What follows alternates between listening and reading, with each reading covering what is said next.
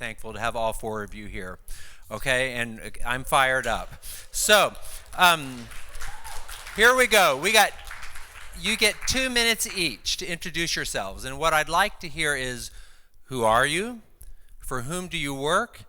And what was your quick abbreviated path to how you got there? And you can determine who leads off.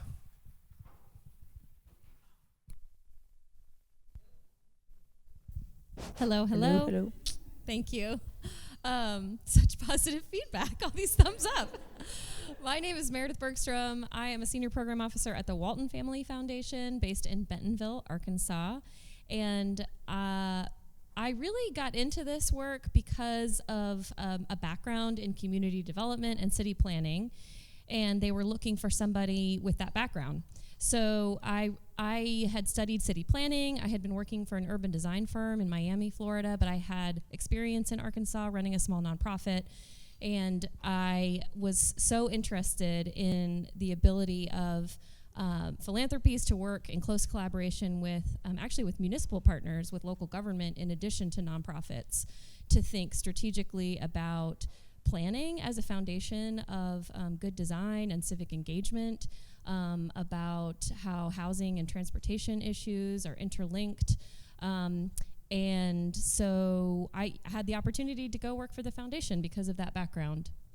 So I grew up actually in San Antonio, Texas, so not too far from here. I spent my high school years in Kenya in East Africa, and then randomly went to school in Arkansas, and that was my entree to Arkansas initially. Hello, my name is Razakh Abdirahman. I'm a program manager with Co-Impact Philanthropies. We're an international philanthropy that works in mainly developing nations all over the world. I sort of just fell into philanthropy. At this point in time, I was finishing up grad school at NYU Wagner, pursuing an MPA there in policy, while sort of just figuring out if I wanted to get back into international aid work. At this point, I had worked at like USAID, UN. I was a Peace Corps volunteer prior to that. So I was sort of more interested in on-the-ground stuff. Then one day, I went to a conference at the Ford Foundation, and I didn't know who he was. I asked this guy, who is one of the speakers, a lot of tough questions, and later on I would find out he was the head of HR at Ford Foundation, and he asked me to start volunteering at some of the projects he talked about. So I was just volunteering that summer with this guy at the Ford Foundation in some of these projects they fund, and I met the HR director of the Robin Hood Foundation. And literally, it was an elevator speech about what I was interested in an elevator. We went from the first floor to the 7th floor, and that was it. I remember Stephanie Royal, and that was it. By the 7th floor, she goes, "You should work for us. Come into the office today if you have time. It's a Friday. You're volunteering on a random Friday. You're clearly interested." And that was it. That's sort of how I got my foot in the door into the foundation space. So you never know where you go. Just follow those passions. Such a great story and truth. I am Tawa Mitchell. I am from the Geraldine and Catherine T. MacArthur Foundation, where I celebrated 10 years a week ago. I came to MacArthur after a career in city government, largely focused on education, policy, and program type issues.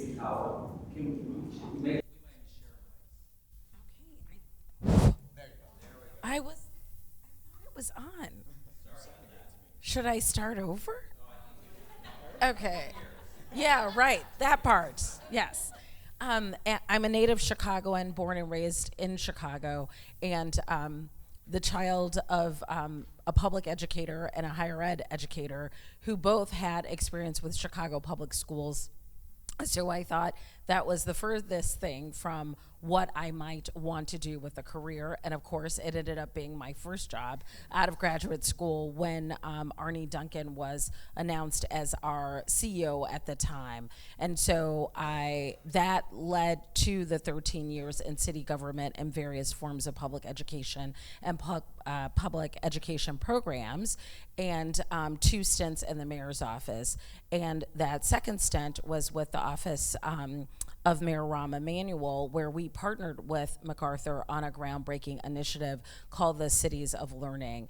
And I called the woman that became my boss for a reference, and she was in the Starbucks, and she was like, "That's crazy. Why wouldn't you just come work for me?" in a similar situation.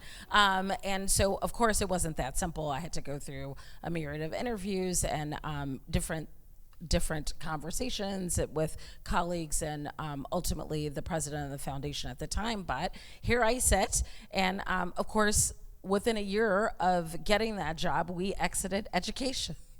So as you will hear, or maybe not, philanthropy has, well, every foundation, if you know one, you know one. They're all very different, and but every so often we go through strategic refreshes, and that can mean switching gears and switching lanes. And in this case, we no longer worked in the education space, but there were other opportunities where my skills and interests met the current priorities. And so now I work on our local grant making portfolio, which we call the Chicago Commitment. And for those of you who don't know, I should say that John D. and Catherine T. MacArthur Foundation is a global philanthropy. We are based in Chicago, and we do many different things, and we can get into that a little later.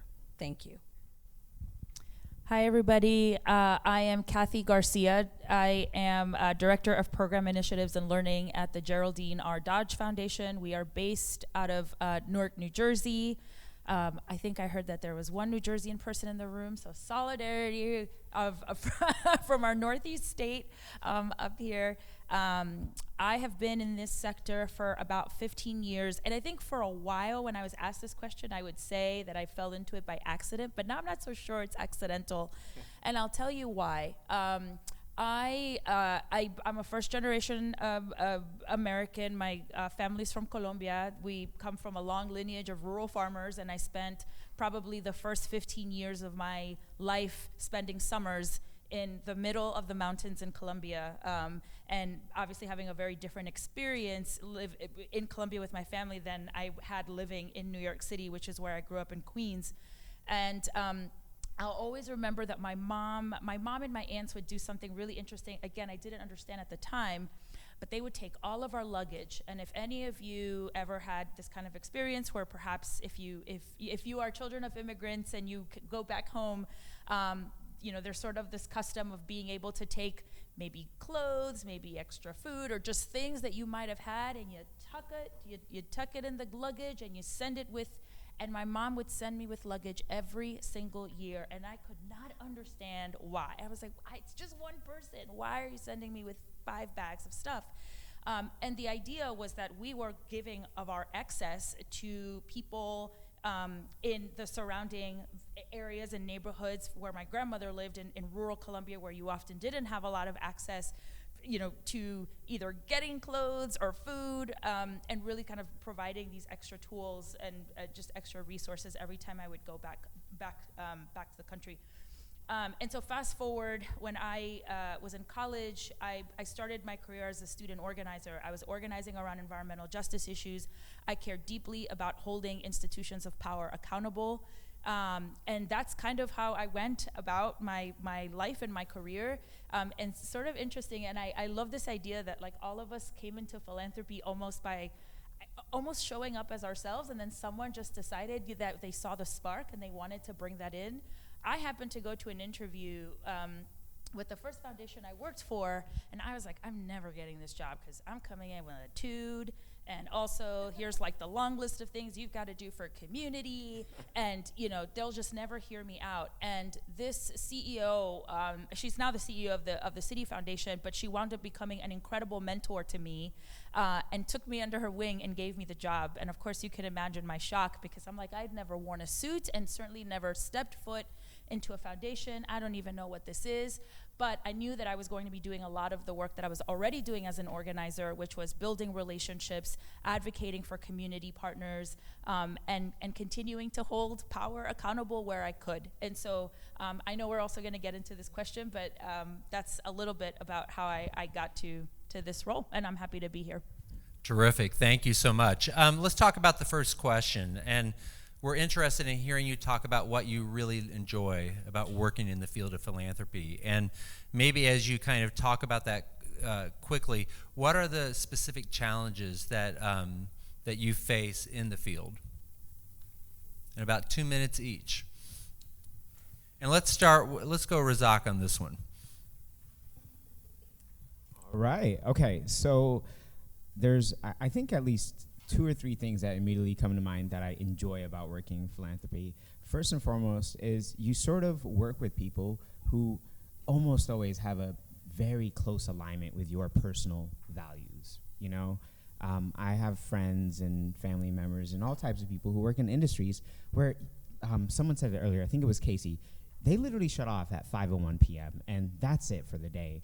I'm over here at 8 p.m. being like, oh man, I wonder if this particular issue is going the right way, right? And so I think that passion, that shared passion you have with your colleagues is number one. I love that, you know, and even when we're humans, we all have rough days with everyone, and it's the same thing with your colleagues. Sometimes you have a rough day, and I use that sort of shared value to remind myself that this person is here for a very good reason. Let me find a way to work with them and continue to work with them. So I'll stop at that. That's what I like. I think challenges, I feel like a lot of people can relate to this if you've worked in this industry. It's really around how you navigate people who may not be as close to the problem, you know, and sometimes they have a lot of power, and maybe they were born with it, maybe they earned that through some sort of, you know, money or something. But the point is, sometimes the challenge really is trying to get someone else who may not have that lived experience or maybe too far away from the problem you're trying to help solve to really see why something is important and why we should fund this or why we should ask more questions. I love coming here, and I just, because of all of you and your brilliance and the questions that you ask in the difficult questions, but also learning from my panelists whom I've met through the philanthropy lab, but I just learned something every single time, and so I'm just so grateful. What I enjoy, I would ditto the collegial aspect. They are both the best thing about philanthropy, people who are trying to help solve problems, who are like-minded, but also, you know, the most challenging thing about philanthropy, as Razakh alluded to, in terms of trying to unstick a problem, but and sometimes we are the problem, which is the most challenging thing about philanthropy, but you circumnavigate that by finding your people both within your institution and outside of it. The affinity group spaces in philanthropy have been my lifeline, as well as other like-minded people in our field. But another thing that I love about the job is we are giving away money. Like, we are enabling people's opportunities to flourish and their dreams and their strategic goals and priorities so that they can do what they have set out to do and enact their vision. And so that really is the best part of the job, is when you can see that from beginning to end and ensure that something gets funded that is worthwhile. And I know that you all will share that experience within the next 24 hours. But it's also, again, the most challenging part of philanthropy, because we can't give away all the money. And so that, again, we can talk about like the challenges in our field writ large, but you know, you want to fund things that you can't fund, either because they're not strategically aligned and you have to have a frame for what goes in and what is out, but then also sometimes you think that strategic alignment is closer and others may not agree with you on that. And so the toughest part is not being able to fund the things that you know are worthwhile, or not having the budget to fund the things that you know are worthwhile, or not having the alignment amongst your peers to be able to fund the thing. And the most frustrating thing about that is sometimes it's structural, right? Like some of you may have heard of the nonprofit industrial complex, but sometimes it's because documentation is not in order, org structure is unclear. You may want to fund a 501c3, which is what we typically do in our field. That's the tax status of a nonprofit organization. But a really phenomenal thing that you want to get money to may not be a 501c3. And for some foundations, that's okay. Ours too, depending on the circumstance, you could be a fiscally sponsored project, or there are a host of other ways to get money out the door. But when those things don't align, and the math doesn't math, and the structures aren't right, and the mechanisms aren't right, and you just can't get the grant done, that's so frustrating. I'll leave it there for now. Yeah, I will say one of the things I've so enjoyed about this sector is the learning, and a big part of my role is to thread, kind of your traditional impact and metrics and outcomes assessment with our strategy. But we also have this sort of ethos at Dodge where we learn out loud. And what we mean by that is that when we are learning something from our grantees, or we are just learning something as an institution, we want to share that out with our community partners, our peers, because we don't think it should sit on a desk and collect dust. We think that knowledge should be used for the benefit of the communities that we're serving. And so, my job, I'm like a kid in a candy store, is to question my own assumptions and ask questions. And I cannot think of for a geek like me, I can't think of a better role. It is really gratifying to have that. And I think no matter what corner of philanthropy you sit in, you have the opportunity to be curious, to question your own assumptions, and to ask questions and learn something new.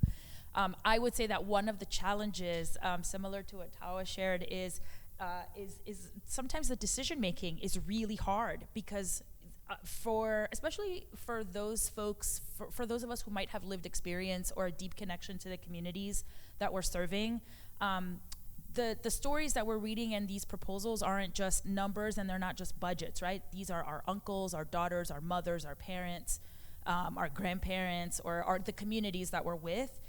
And that we are a part of, that we go home to. And so it isn't easy to just sort of take a piece of paper and make the judgment without feeling some kind of way about it. And so that continues to be a tension even for me.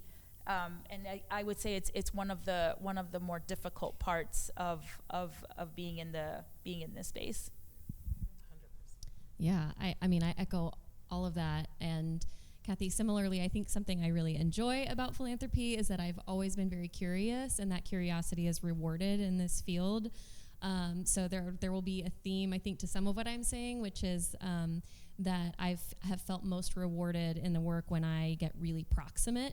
So I think I maybe at the beginning of this work, and I've only been at the foundation 5 years, but in that time I've continued to push into site visits, questions, feeling free to talk to the grantee as frequently as possible. I think I'm always cautious about being overly burdensome, but when I put myself in the other position, which I have been in, running a small nonprofit, of course I want to talk to the funder. Of course I want an opportunity to explain the impact of the work again and again and again. And so that feels really exciting, and I've always been interested in what are the systems, what are the systemic issues that are happening that cause the issues that nonprofits are trying to fix.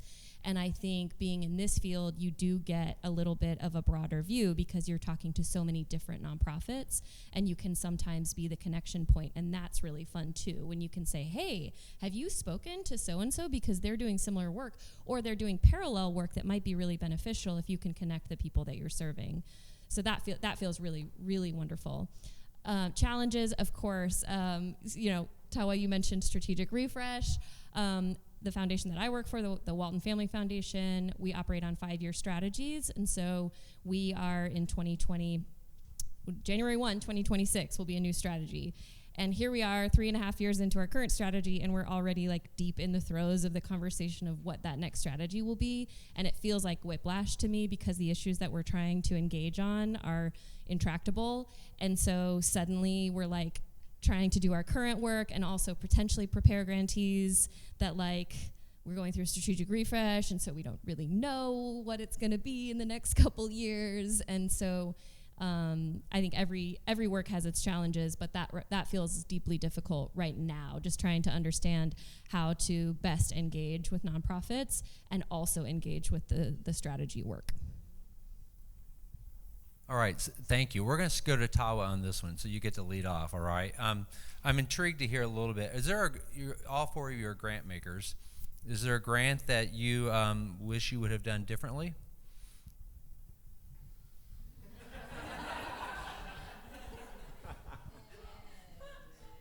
Take your time.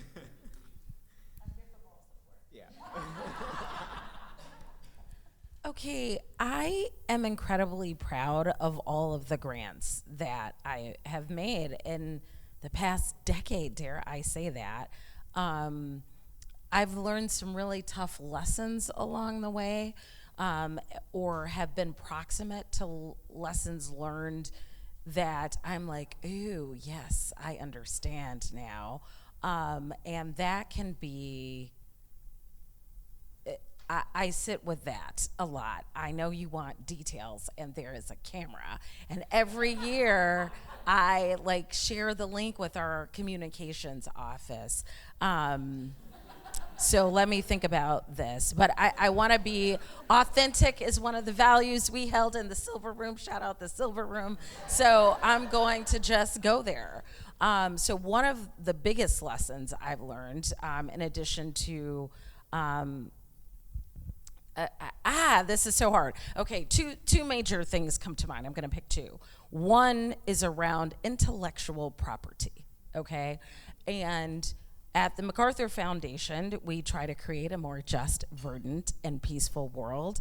And since I've been there, that idea of interrogating justice has been at the forefront. We have an internal group called the Just Imperative, but what does it mean to be just? And so in this example, intellectual property is at the heart of a couple grantees' challenges, shall we say, where MacArthur over time has invested multi-millions of dollars in a particular grantee. In this case, I'm thinking of two. And the product of that grant making, in the first instance, was at issue in terms of who owned the rights to the intellectual property that was generated from that grant. Now, by and large, when we make a grant, it is our assumption, and we ask this very explicit question about the product of what you are creating as a grantee, and will that live in the public domain or be for the greater good? And 99.9% of times, that is true. It's gonna live, we're all gonna learn and benefit and be impacted by this wonderful, just, verdant, and peaceful thing that has been funded.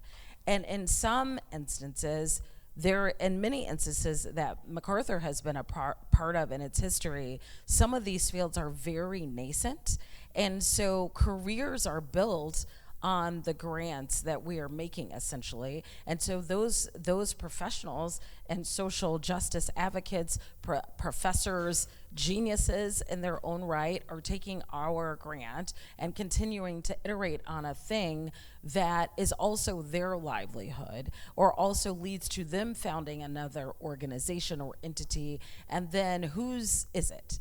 And so that, witnessing that struggle of trying to answer that question for one particular grantee was very painful to me.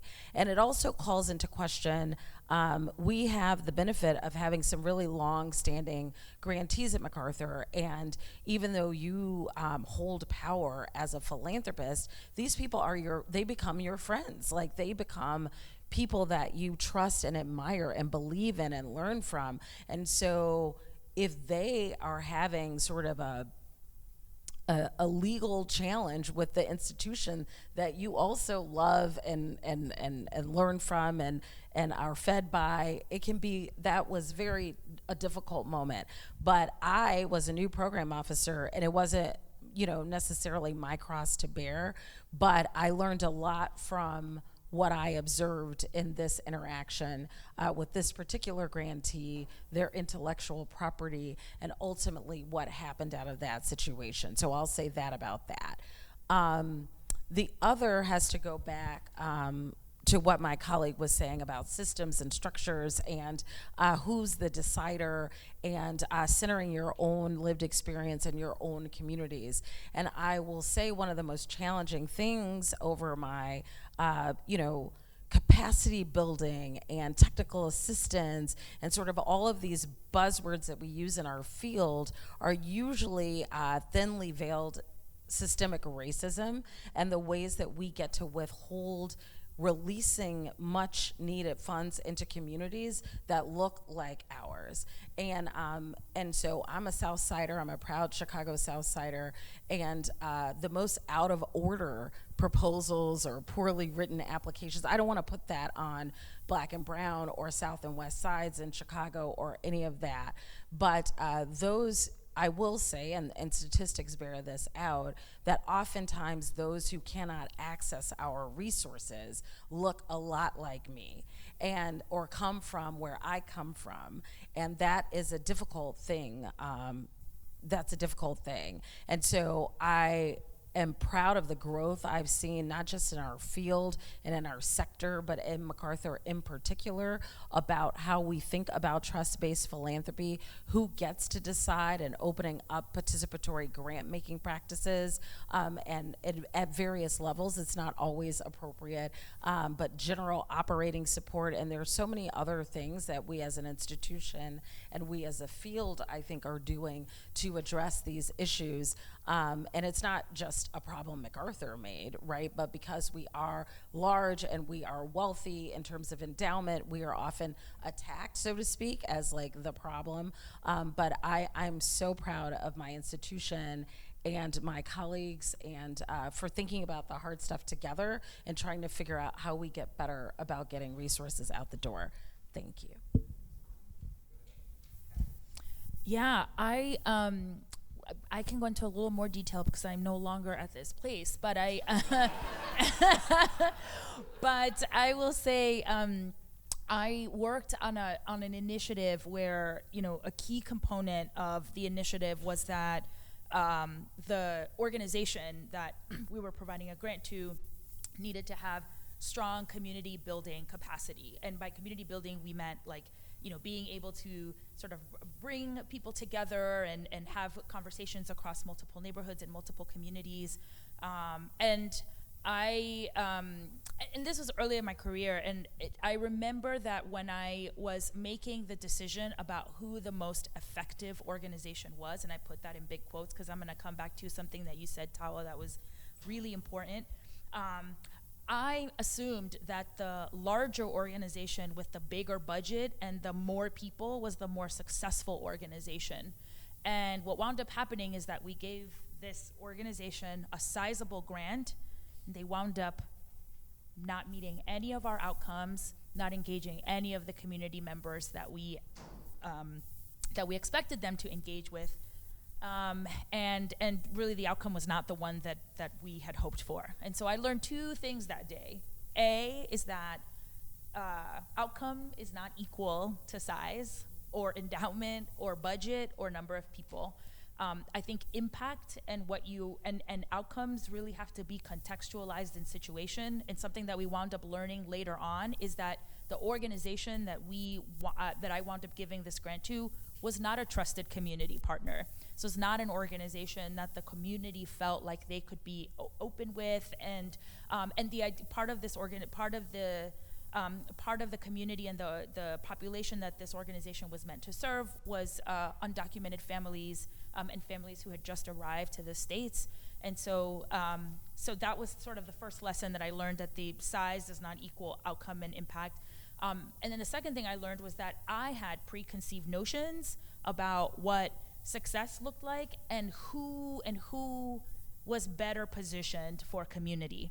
And that was a big humble pie to take, because a lot of the community members that were being served as a part of this grant were community members that, again, coming back to sort of the lived experience piece, These are people who could have been my uncle, my mom, my parents, my grandparents, uncles, etc.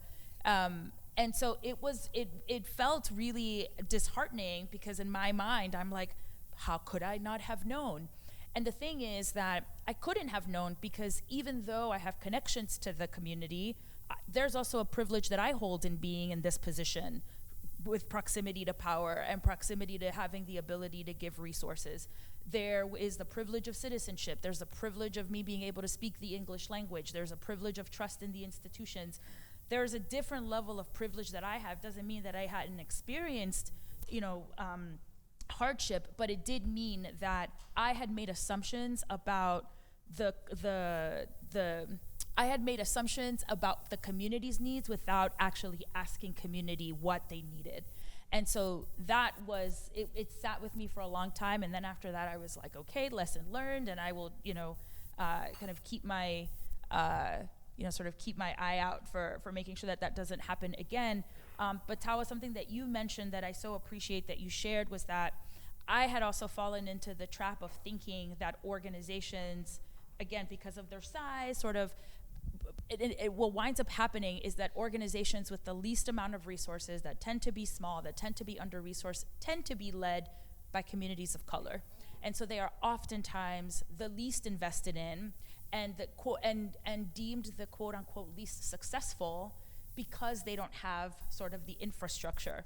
And so I think that was sort of like a third lesson for me, that we can all fall into that trap. And so I just sort of remind us, I guess, as you're having conversations and as you're thinking about all the organizations that you currently have on your plates to make decisions to, it's just a nugget of wisdom that I impart on you to think about as you're having those conversations with each other, and thinking about the impact that you want to make. And I want to be clear, I'm part of the problem, right? Like, just to your point, I don't want you to think that you are alone in this. I think that there are not that many BIPOC, Black, Indigenous, and people of color folks in philanthropy. It's growing, but I'm saying apples to apples, we are still in the minority. And so we have to wear a lot of hats in these spaces. And one of the things is like trying to balance the strategic outcomes and wanting to show impact, because you sat at the tables and came up with this strategy along with your peers, and the pressure to do that at the same time, the pressure that we all hold and carry to get resources to the places we know need it most, and then trying to thread that needle, right? Like funding BIPOC organizations, BIPOC-led and BIPOC-serving organizations equitably, and trying to show impact in the way that we have defined what that impact is, and trying to stay true to yourself. And trying to hold all of those things in our job, that's the challenge. But I hope you didn't hear me say that I had it all figured out. I too am part of the problem, and I'm saying I'm collectively proud that we're having these conversations as a field and as an institution, and trying to do our part wherever we sit to get that done. Meredith. So the Walton Family Foundation is a bit of an outsized funder in our region. So I should say, writ large, the foundation has 3 programs. There is an internationally focused environment program that focuses on climate change, rivers, oceans, sustainability. There is an education program which focuses on improving K-12 education. That's national. And then I sit in the home region, which focuses on a 2-county area in northwest Arkansas, and then 3 counties in the Arkansas-Mississippi Delta.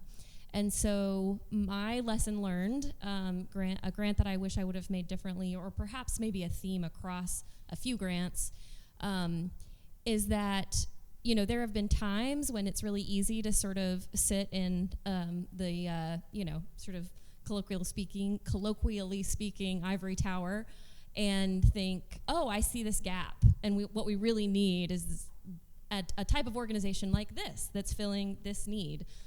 Whether it's regional convening, so I focus on issues of funding parks and public spaces, and working on housing and transportation affordability.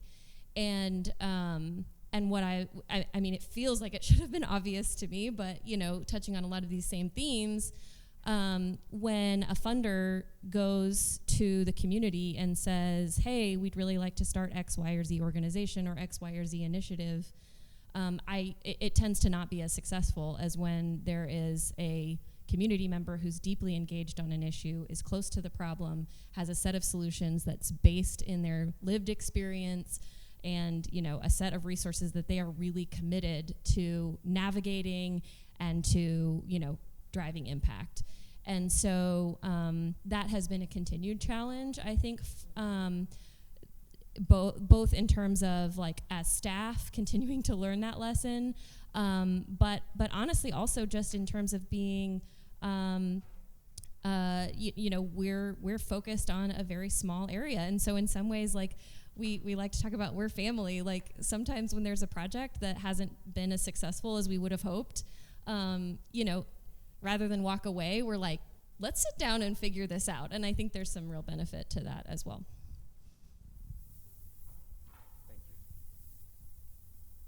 So I'm going to talk a bit about a previous organization because I am no longer in a grant-making capacity, and I'll talk a bit about that as to why that is at Co-Impact Philanthropies. So I was previously at Robin Hood Foundation with Kathy, and in the midst of the pandemic, I'm talking literally June, July 2020 in New York City, a lot of my time was spent talking to program partners, grantees, who were doing two basic things: helping New Yorkers stay in their homes, pay their bills, and eat food. I was focused more on the helping New Yorkers eat food and get food sustainably, right? So a lot of the conversations I was having with these community organizations, these leaders, these nonprofits, these church leaders, all these institutions, was about how are you getting food to people in need in New York City. And there was one conversation that I remember feeling like I made the wrong choice in the decision on. It was an organization based in the north, in the Bronx, in Norwood specifically. They were led by women of Bangladeshi and Southeast Asian origin, and they just had all the check marks when it came to a lot of what we're talking about. But they didn't fit Robin Hood's framework, right? They didn't fit what they at that point called it the cost-benefit ratio, and if you haven't learned about Robin Hood Foundation, there's a lot of good case studies to sort of try and understand what they do well, what they can improve on, but what also they've done to influence philanthropic giving in the sense of data and outcomes. And so at this point, I'm deep in it. I'm talking I'm having 10 to 12 different conversations with organizations in the midst of a pandemic. So you sort of start leaning in. Your brain takes shortcuts, right? So you start leaning into your biases. And I was leaning into these things deeply, and I was just really sort of using Robin Hood's framework as a crutch. And I made the wrong decision for this organization. I did not recommend them because of a lot of what you've sort of touched upon here is, do they fit this framework that we need? Do they have the correct language they're using in the proposal I've read before even meeting with them? And all of that led to negative check marks. And the reality is, one thing I like to do is, if I have the opportunity, is to volunteer at places we fund. And so at this point in time, I was involved in mutual aids. I was doing food and grocery deliveries. And one time, I got the opportunity to deliver halal food in a few different neighborhoods in South Brooklyn. And I met one of the organizers who started the organization I said no to. And I didn't say that I was one of the catalytic decisions on getting them. I think it was 10 to 20K, okay? But at this point in time, that's a lot of money to just get more food out the door. And I really regretted that because I got to work with this person. I'm like, oh my gosh, you are the most effective group of people I have seen come through the doors of this institution, and you walk right out with no funding. So that's an organization I keep in my mind. I got to know them over time and volunteer with them, and they started a big mutual aid group over there. Now the founder has another org called LAAL NYC, LAAL NYC. So yeah, that's one of mine. And I just want to underscore, in the silver room, we had this conversation again about nonprofits doing so much with so little. And that is one of those examples. And I marvel at what our grantees do because I could not do it, y'all. I'm just telling you, I could not do it. And when you make these hard decisions and the next day, just think about if you could do what these finalists are doing in their communities, in their context for their cause, because it's more than a notion to try to do the work on the ground, do it in communities with others, which all the funders are going to ask you, who are your partners? Who are you working with? How are you leveraging your impact, right? And then try to get money from people like us. It's crazy making. And so just think about that when you are, hold that Ziploc bag close of those values, because it matters. All right, we're going to enter a quick fire round because the students are on intellectual fire and they're sending in lots of questions. So I'm going to start interspersing these, but this is quick fire, so fire. All right? So let's go. The first question, this actually comes from a student. You've used this word a couple times. How do you define impact as a person, and how does that align with your organization? And no more than a minute, okay? And they may want to talk to you after the fact, but let's hear it. Kathy, you get this one. All right. So the Dodge Foundation does a lot of work are focused on systems change. And if our overall vision is a just and equitable New Jersey, and we look very specifically to address the root cause of systemic racism, which is not something you can count in numbers and percents, not entirely. But it's big. And so the way we think about impact is sort of in two different layers. One is, are we, there's the impact that Dodge wants to make, and then there's the impact that our community partners are making. Oftentimes, we will ask community partners how they are defining impact, and then sort of go, kind of with that, wanting to kind of respect that they have a point of view around how they've developed outcomes and how they define it. For us, we have sort of short-term goals, and these are goals that we're hoping to kind of achieve in the 1 to 3, 1 to sometimes 4 years, and then we have long-term goals, and these are goals that'll happen beyond the 5-year mark, because we know that systems change work does not happen in 12-month cycles. It doesn't even happen in 24-month cycles. It takes a long time, and actually I feel like this also came up in conversation in the White Room, so happy to dive into very specifically, but we do have kind of those two layers, and that's how we define impact. Quick fire, Meredith. Okay, I think sometimes it's helpful to just get a really good example. When I think about impact, I think about a grantee that we are working with right now called Circles NWA. It's actually a national model that they've now brought to our region. They lift up local folks who are experiencing poverty as community leaders and pair them with allies who, and they commit to 18 months together in small communities. And their whole goal is to increase social capital for their community leaders who are experiencing poverty. And I have heard the words social capital thrown around a whole lot. And most people don't know what they're saying when they say those words. And certainly I think other people don't know what they mean by it. But they actually track things anecdotally and then also through survey data for their community leaders. And they'll say who did you meet this week? Is there any assistance that you received by communicating with your allies? And then they track all of that, and they actually create these really lovely community mapping projects. And then at the end of the 18 months, they're able to, it's really incredible. In most cases, their community leaders have experienced a dramatic transition towards wealth creation and towards a path out of poverty. Razakh, quick fire. I see you're prepared, so let's go. Okay, so the organization I work with right now, Co-Impact Philanthropies, works to create just and inclusive systems through major sectors in developing nations: education, healthcare, economic opportunity.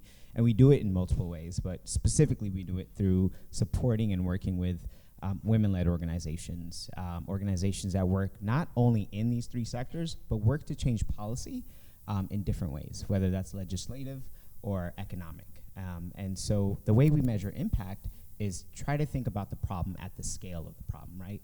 So let's just take something as straightforward as how many people are going hungry in a particular nation, right? So you want to know how much that is. And so the way we relate to this is trying to change a problem and measure it at literally the scale of that problem, whatever that is, by the millions. And so our format is long-term funding, 5 to 7 years. You usually get a year to just think about that problem. What's the system of today? What's the system of tomorrow? What is it going to take for you to close that gap between the system of today and the system of tomorrow? So our approach really is around thinking about not only just digits and numbers, because a lot of the times what I'm talking about is things you can't really measure, you know? One organization I'm really proud about that I made sure y'all knew about was GIRE, G-I-R-E. And they're an organization led by women in Mexico, legal experts and lawyers, who just recently, 2023, successfully challenged the Supreme Court case and legalized abortion access in Mexico. That's an organization we were funding 3 or 4 years ago just to get them to the point where they could do what they did successfully and win that challenge. And that is, I forget what the number is, that's well over 35 million women of childbirthing age that are affected by this law, just to have that option to make that choice in case you need to. So I think that's an example of how we measure impact at that level. macfound.org, what we're learning, /what we're learning. Or you can go to macfound.org, click on our work, and then go to each strategy, our big bets, or our enduring commitments, or our field support departments and areas of work, and click and see what we're learning in each one of those strategies, because I can tell you, but I can't do it quickly. Tawa wins that quick fire round. All right, next quick fire. You ready? But maybe we each did only 2 minutes instead of... You were all phenomenal. You were great. All right, but Tawa won. Tawa always wins. All right, Meredith, you. you're next. Quick fire. What's the biggest challenge in the field of philanthropy at the moment? Gosh. I mean, like power imbalance. She let off strong. That's a tough one to follow. At Co-Impact, and what we're experiencing right now is regressive governments in whichever way they show up, sort of pushing back on what some people call democratic values and other language we have all over the world to describing women and gender equity and diversity and people's rights. So that's our challenge. It's governments that are pretty much just going backwards. Authoritarianism, all things like that. +1, I'm going to say the Supreme Court and hope I don't get fired.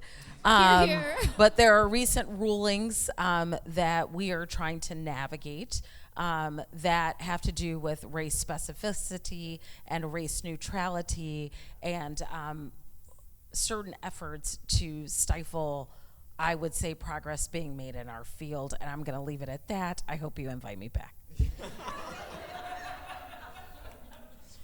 +1. I would say the political climate and the urgency of the issues. I think, it is something that we're certainly navigating at Dodge, and recognizing that, there are lots of sort of broader political forces that I think are very much sort of working overtime to sort of detract some progress that has been made. And again, I go back to the fact that maybe for others, these might be policies or these might be things that we see on the news. But these are the stories of real people who are deeply impacted by legislation, and so I think that is something that we're contending with, and we're seeing a lot of our peers, retrench on some of those commitments because there's fear around that. I'm both proud and also hope I don't get fired. Proud to say that our board has been very committed to doubling down on racial justice as our North Star, and we're gonna go down trying to get there. And I will say, +1 to that, our president, John Palfrey, has been a tremendous leader in our field and our sector about what our commitment is and how we aren't going to back down from the work that we do at the John D. and Catherine T. MacArthur Foundation. But if you don't know what I'm talking about and the chilling effect on philanthropy, Google the Fearless Fund, and you will understand what I'm saying. Yeah, awesome. Thank you. This one, and we all of us, all four of you don't have to respond to this one, but it's coming from a student, and I think they're working off some of the work they've done over the past 2 days. But how do you balance emotions and data within decision making? That round, all right. Yeah, it's hard. I mean, it's hard because I also don't think, I also see emotions as data. I also think that that's my body and my brain trying to tell me and alert me that something is really punching up against my moral compass. And so I don't see them, I don't see it as being either or. I think I try to approach it as having a balance of both of them. And I think for me, ultimately, the guide is, is this the grant-making decision that we're making working, helping us get to the goal of a just and equitable New Jersey? And that tends to be, for me, the kind of tiebreaker deal sort of question that I ask myself. But that's hard. I think it's a balance of both. I'll just add real quickly that I really rely on my team. So I have wonderful colleagues. We've talked about that. It's like one of the biggest challenges, but also one of the best benefits. So the team that I work on is cross-disciplinary, folks with different backgrounds based on the topic that they fund. And but we work very collegially, and we actually have a team review that is the first time, like before our grants go any further, we do a team review. And I really rely on my team as like the gut check. Am I too personally invested in this? Do I need to take a step back? I don't ask those questions, but it comes through in the feedback that they give. How has philanthropy changed during your career? And how have you or your foundations worked to address those changes?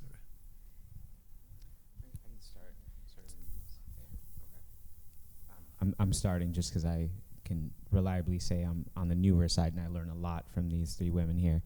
I think for me, in my short amount of time in philanthropy, the biggest change is tying ideas like systemic poverty to systemic racism. That was not a conversation that was happening, especially at a lot of the large organizations for a while. And now we're getting to a point where we are normalizing the idea of gender inequity and what that looks like, and gender equality and what that could look like. And now lived experience, I feel like, is becoming sort of a reality where these problems have existed. People have found solutions for these problems for millennia.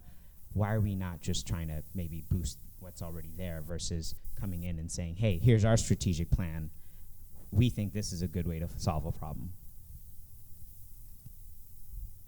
I would say that which is exciting for me, is that there's a generational shift there. I mean, you just look at this room to see that, and some of the questions that you all ask me. I said to Ron, like, why do I have a job? Give them. This is, and I think for a long time the people that held these positions were people who had, PhDs and legal degrees and had been practicing in their field for 30, 40 years. And I don't want to discount that incredible experience. And I think that there is a new generation of people who are interested in this work, asking tougher questions of us, being bolder in their recommendations, throwing the rule book out the window. I mean, I am excited for you all to come on and throw everything out and do it up. Okay, so this is actually coming from a student, and it may be kind of connected to this, but it's an interesting hypothetical. If we had 100% employment, 0% incarceration, what would nonprofits do? 0% incarceration. Yes. What would nonprofits do? They wouldn't exist. They'd have to. I think employment is only half the battle, and zero incarceration to me suggests either. Well, again, no. Never mind. I'm not.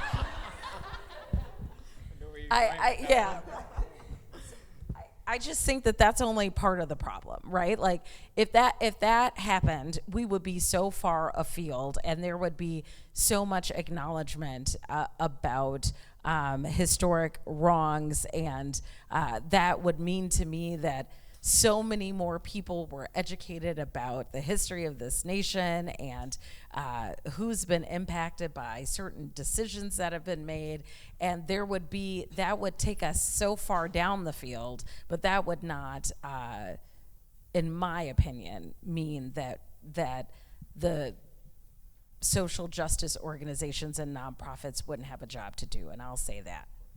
And I love that aspiration and that goal, but I will note that I've gotten to dive deeper on housing, and we talk a lot about ALICE, so asset limited, income constrained, employed. So these are folks that are working, but they are working 3 jobs and still can't afford a place to live. So hopefully in that scenario they are earning a fair wage, but that would be like another piece, right? We're basing this question from a student, but also it works with one of the planned questions. You all have degrees in public policy and service. Tawa, someone that notes that you worked in city government with a phenomenal mayor. But what made you all choose to go down the philanthropic route instead of the political route? And how's your experience in those fields? How's your experience outside of the fields of philanthropy compared to your work in philanthropy? So I'll start. Razakh mentioned the Peace Corps. I did AmeriCorps. I was a VISTA, Volunteer in Service to America, and a community organizer in that context, and worked at a nonprofit and with a ton of nonprofits before I went to graduate school. And so I have that lens and the government lens, and it takes a special person and personality to run for elected office, and that is not who I am at my core. I love to build coalitions, which you have to do that successfully to win, and there are a lot of things that go into elected office that I respect and admire, but I don't need to be that person. So I don't think I have that has just never been a thought in my mind. Maybe it's being too close or too proximate or whatever.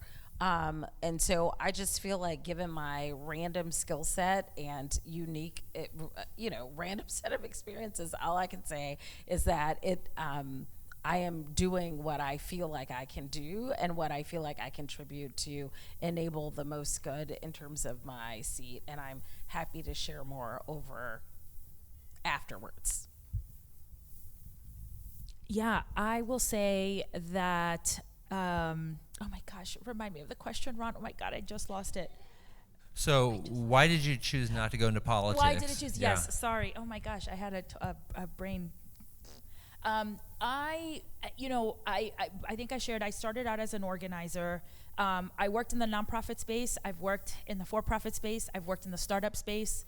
And one of the things that is really common, or 2 traits I think that are really common across all of those sectors, is you have to be really comfortable with mess, and you also have to be really comfortable with speed. And by speed, I mean being kind of responsive to urgency, to urgent things and sort of priorities that come up at any given moment. And so I think my personality is just, I like to make chaos, not make chaos out of order, sometimes I do, make order out of chaos. But I also feel like a lot of the issues, the important issues that we're working on, are really messy, and they're not clean cut. And, and you've got things like emotion and data and sort of several different opinions and lots of different things. And so I think for me, rather than sort of sticking in one place that was very singularly focused on one area, I really wanted to be in a space where I could learn and kind of get my hands dirty in all of the things at the same time, and pull on some of these traits that I've used throughout my different careers to do that. I just want to say there's still time, and I would vote for each of you. But I will say too, so I take that a little bit of a different way, because I've studied city planning, but I've actually never worked for a local government. I've only worked in every other sector. And I think that community engagement in the public sphere is broken. We all know this, but the people that tend to go to public meetings are older white homeowners. And so our elected officials get yelled at a lot, particularly when we talk about like local municipalities, and they really get beaten down, and truly the squeaky wheel gets the grease oftentimes. And so elected officials will often think that there's consensus around an issue, for example, like policy issues around like density of homes and exclusionary zoning and all kinds of stuff, and that's not the case, but they're not hearing from the whole public. And so I think that really turns people off from elected officials, from being an elected official or being in a government role, and we need more good folks than we have. Yeah, just plus one. Like, I don't want my response to be taken as a criticism of elected officials, because I value them tremendously.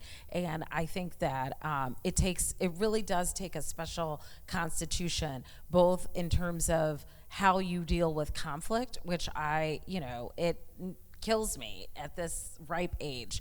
It's difficult for me to manage, and electeds have to sit in that.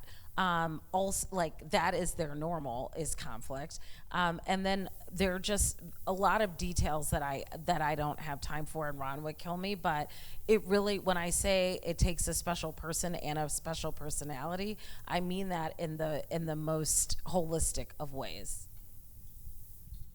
Let's go to practical advice, because we have a lot of incredible people in the room, the young people, and I'm interested in hearing a little bit about what practical advice you would give them if there's someone who's wanting to start a career in this field. What's the best practical advice? What should they do? Do something else first. Like, work at a nonprofit, do community organizing, get as proximate as you can to the issue that you think you are the most passionate about, and then do it again, and then think about philanthropy. Because in my experience, those who have, who just make the best decisions, I think, are those who have done something else first. There is a path that can get you to a program officer role without necessarily, like, you can go to college and go to grad school and then intern at any one of our institutions, and then, quite possibly parlay into a job. And I just think that you would be better served if you did something else first.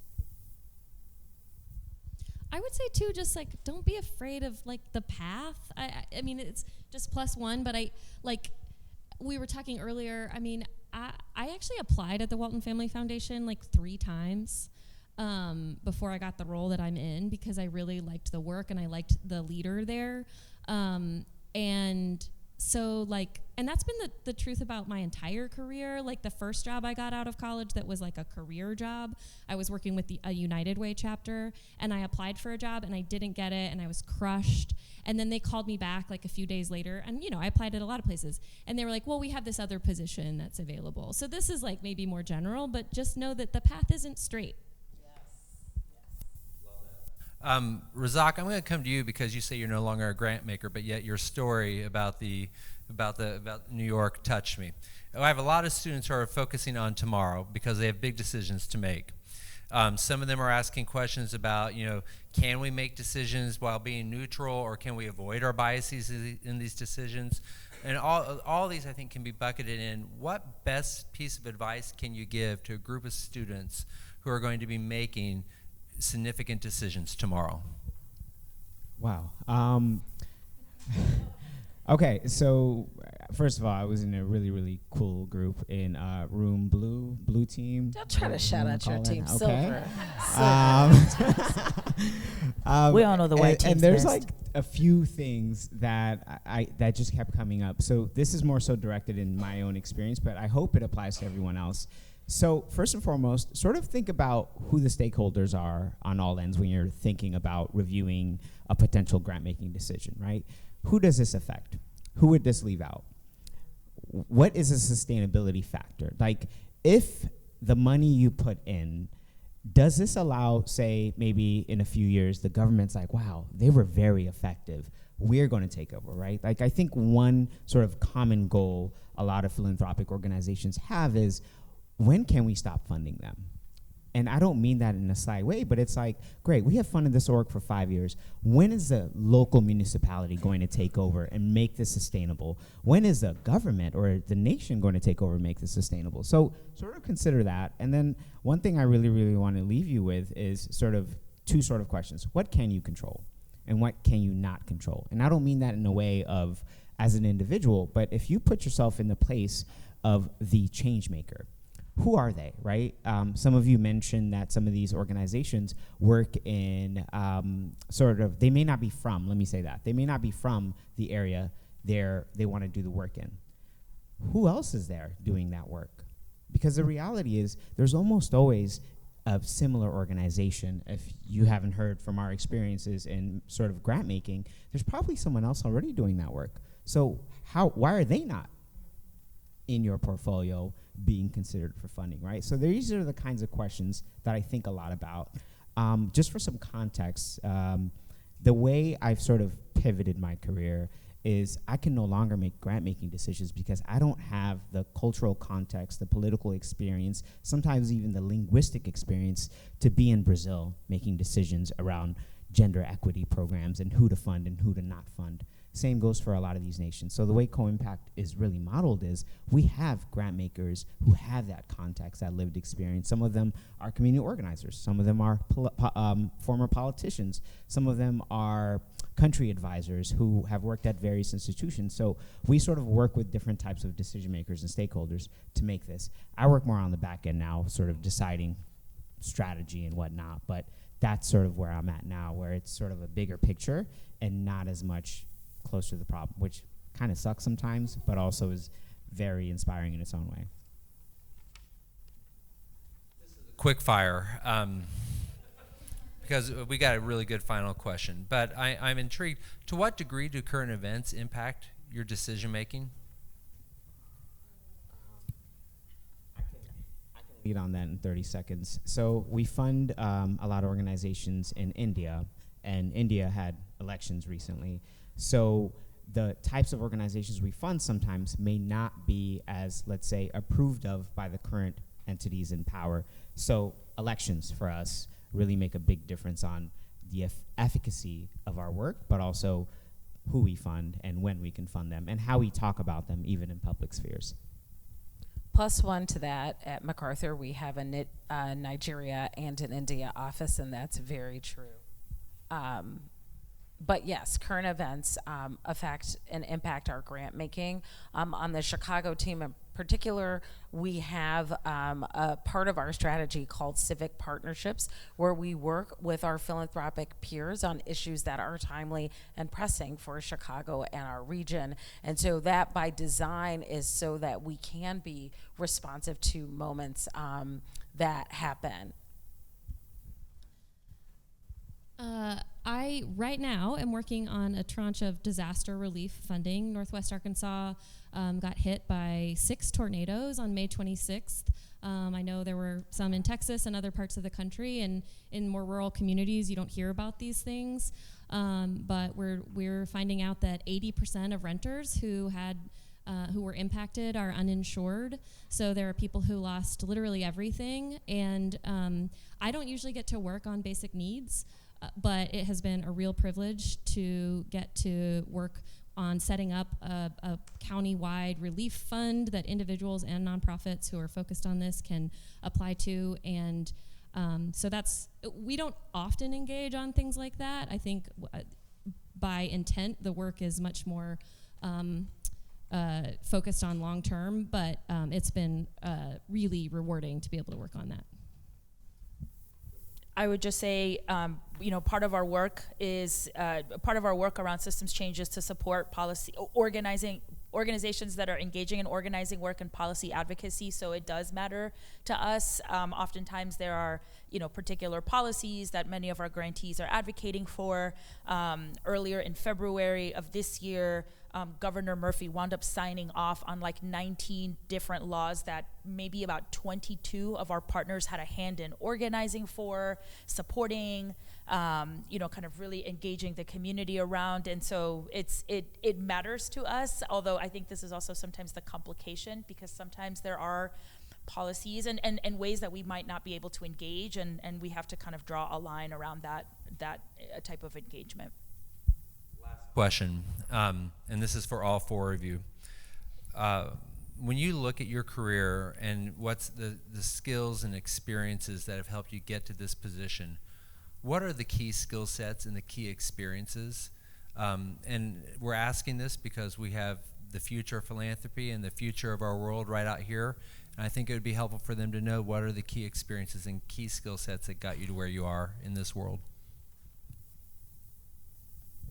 For MacArthur takes writing very seriously, and as I mentioned, I was an English major at Spelman College, if anybody's from Atlanta, Georgia, and I am so grateful for that training, and University of Chicago takes writing very seriously, but MacArthur takes writing very seriously. So I think being able to effectively communicate about, period, being able to effectively communicate is one thing.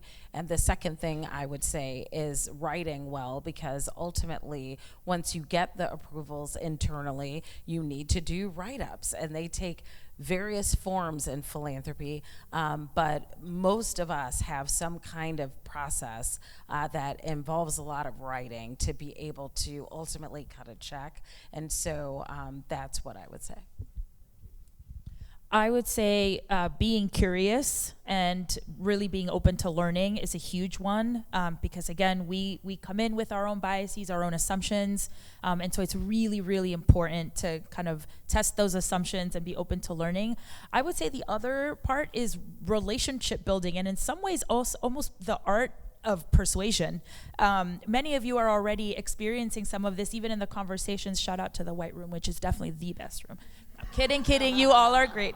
But you know, the group was really grappling with some really tough questions and almost trying to kind of share, make sure that they were strengthening the case. And so a lot of what we do in our day-to-day roles is make the case. I wish we could say that we were the final check signer, but there's often levels of people that we have to make the case for, and then we have to make the case for it again, and then it gets to the board, and then we have to make the case 9 more times. A lot of that really rests on building building relationships, so that you can become a trusted advocate for your partners and your community partners on the inside. So I would say those two.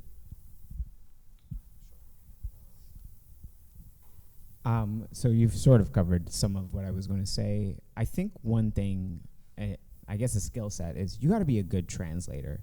From the point of view of someone that works across different languages, literally, in countries, one example I want to give real quick is around how we think about the idea of gender equality in the US, and then taking that and looking for that in Indonesia, which is a country that we have a few partners in. And they're not using the same language as we are. They're not using that buzzword of gender equality. But when you look at their programming and some of the work that some of these community partners we work with in Indonesia are doing, that's exactly it. I remember hearing a term, harmony in the household. And that was an idea around sort of equal distribution of labor. You know, one big thing we are trying to do and tamp down in at Co-Impact is this idea of care work, making sure women get paid for the work they do at home in some way, shape, or form. Whether that's a domestic care worker whose actual profession is that, or a mother of 2 who, for a lot of societal reasons, is stuck at home taking care of the kids. How do you account for that, right? And so that's just an example of how we had to learn how to translate, because we had partners in the US being like, well, they're not talking about gender equality. Then you look at their programming, and that's exactly what it is. And translation between the hood and the walls of our philanthropy. That's where I thought you were going, but that is a huge part of the job of a program officer. That's all so beautiful. I would just add that you all have the skills. So Indigo Room has gotten no love. It is time that I shout out. I am just, like, one of the reasons I keep coming back is because it's so encouraging for me in a world where we don't know how to talk to each other anymore, to hear you all have disagreements and to also have agreements and to work towards consensus on like a really tough topic when you're advocating for organizations that you have invested so much time and curiosity and respect and relationship building into. And I mean, just even some of the segues that I have heard you all use to denote respect, but then also a different way to think about something. Like, I wish we could just take that and give it to everybody. That is the skill. That's the skill. And you all have it. And I'm so grateful to be able to observe it and learn from you all. First, I want to thank you all. You've submitted almost 30 questions, and I apologize if I didn't get to your question. You will have a chance to ask them your questions, okay? Because in a second, you're going to break out. And I just want to say to the four of you, thank you for the work that you do. Thank you for taking time out of your lives to spend here with us. All four of you are rock stars, and Amal Clooney has nothing on you, all right? You're all wonderful. Thank you.